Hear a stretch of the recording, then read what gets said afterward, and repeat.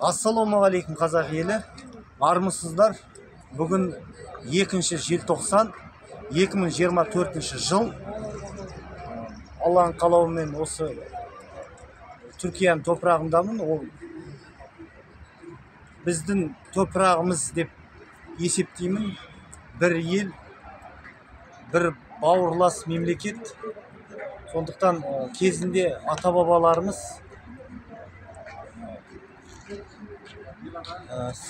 Селжук империясы, одан кейін Осман империясы,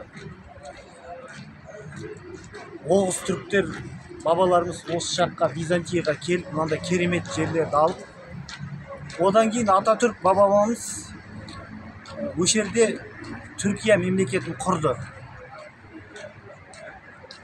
Осы елді біріктіретін ол тіл.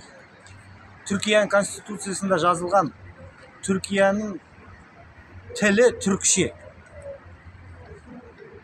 Бір тіл болғасын, халық ұлт бір болып, бірігіп, осылай дамып жатыр. Өкінішке орай Қазақстанда екі тіл болғасын, заңда, конституцияда орыс тілі ол паразит тілді.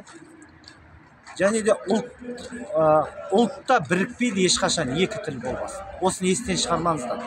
Біздің мақсатымыз конституциядан орыс тілін алып тастау.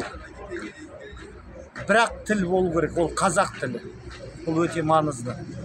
Біздің қозғалысымыз түбі қазақтың мүддесін қорғайтын саяси партияға біз айналамыз.